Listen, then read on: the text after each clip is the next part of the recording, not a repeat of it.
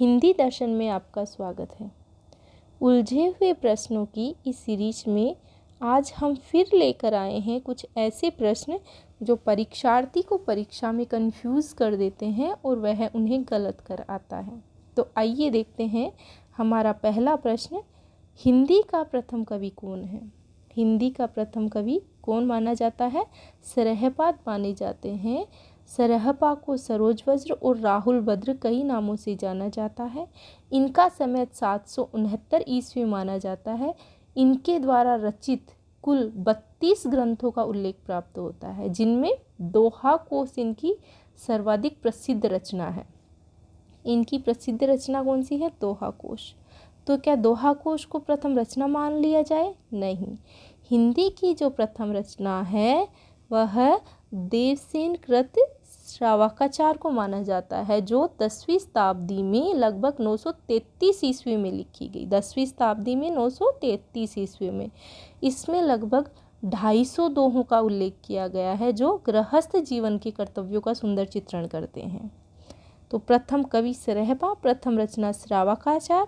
और हिंदी के प्रथम जो महाकवि हैं वो कौन माने जाते हैं? अगर प्रथम कवि सरहपा है तो प्रथम महाकवि चंद्रबरदाई को माना गया है। आचार्य रामचंद्र शुक्ल ने पृथ्वीराज रासो को हिंदी का प्रथम महाकाव्य और इनकी रचना पृथ्वीराज चौहान के अभिन्न मित्र और दरबारी कवि चंद्रबरदाई ने की। तो चंद्रबरदाई को प्रथम महाकवि और पृथ्वीराज रासो को प्रथम महाकाव्य माना है। किसने? आचार्य रामचंद्र शुक्ल ने माना है। खड़ी बोली हिंदी का प्रथम कवि किसे कहेंगे? हिंदी का प्रथम कवि सरहपा है, पर खड़ी बोली हिंदी का जो प्रथम कवि है वह अमीर खुसरो माने जाते हैं। अमीर खुसरो को तोताए हिंद और हिंदुस्तान की तूती आदि उपनामों से जाना जाता है। इन्होंने खालिकबारी, पहेलियाँ, मुकरियाँ, गज़ल, दो शकुने, नुहसीपर आदि रचनाएं लिखी हैं।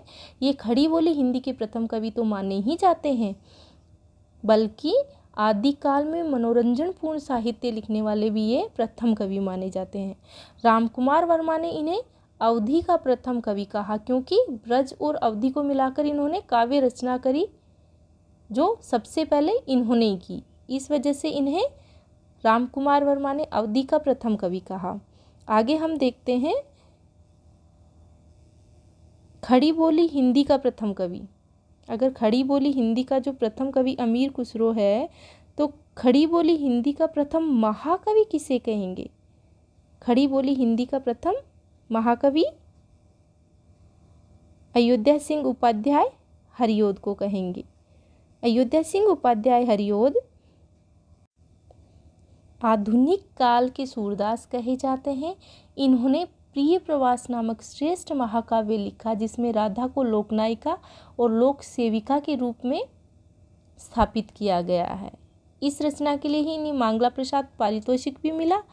इनकी अपूर्व साहित्य साधना के लिए इनको कवि सम्राट की संज्ञा दी जाती है।